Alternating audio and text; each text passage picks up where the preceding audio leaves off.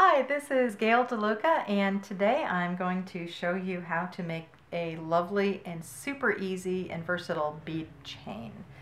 The idea of bead chain came to me from seeing a lot of bead chain available for purchase, and it's quite expensive when you buy it by the spool. So I thought, why not make my own with one of these wonderful Czech glass mixes using up some of the beautiful beads available, and it really is versatile. So let's start with our supplies and our tools.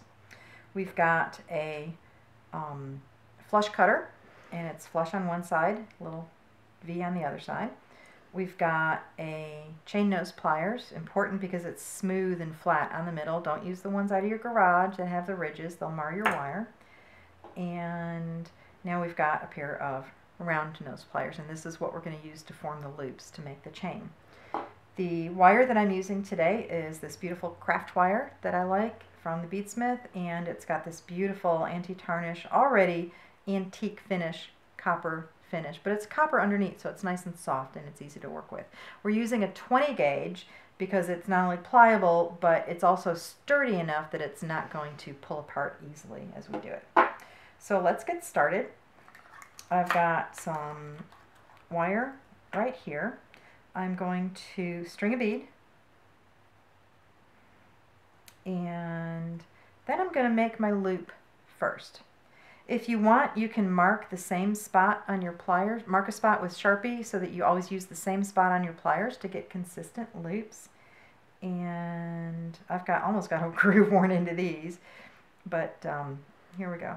I'm going to just grip it at the very edge. I don't want to feel that wire there. And I'm just going to use a little turn of the wrist, and at the same time I'm applying pressure with my thumb so that it pulls nice and close to the tool, and I can rotate the tool while it's in the loop, and then as I let go and then re-grip it and then just bring it all the way in to make that metal meet the edge to create a full loop. Okay, then I want to do what I call breaking its neck. I put the plier through the loop and I just straighten that out so that the loop is centered on this wire. Otherwise the wire would have been coming out this way. It would have looked more like a P shape than it does a lollipop. We want that lollipop look. Okay, so now that's our loop. Don't worry about it if it's got a little opening here, because we're going to go back and adjust all that later. We just want to get the loop made.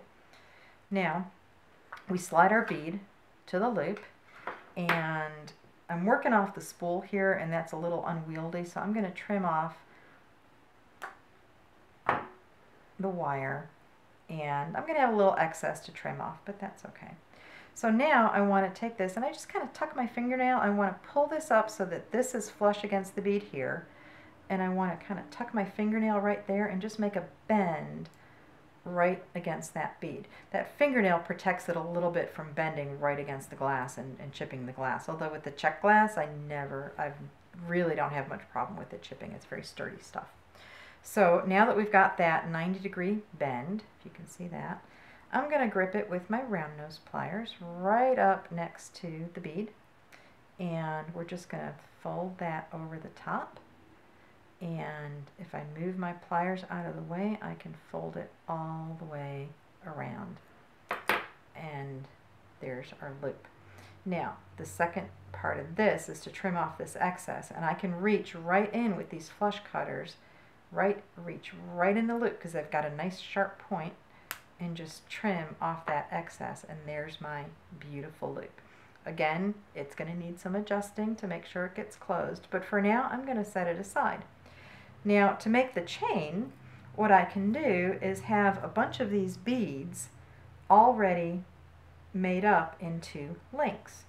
And I can redesign these any way I want. I can lay them all out and kind of place them on a necklace board. But the idea is that all you have to do to arrange them is to open a loop, put another link on, and close your loop. It's really quite easy to turn this into chain. So we're going to open a loop, add the link, And when you open and close the loops, you always want to do it in this twisting motion. You never want to pull it open. Always twist it. If you've done chainmail, you know the move. And we're twisting it open, making sure that there's no gap there and getting it nice and tightly closed. And that's how quick and easy it is to make bead chain. This is Gail DeLuca at White Fox Beads. Thanks for watching.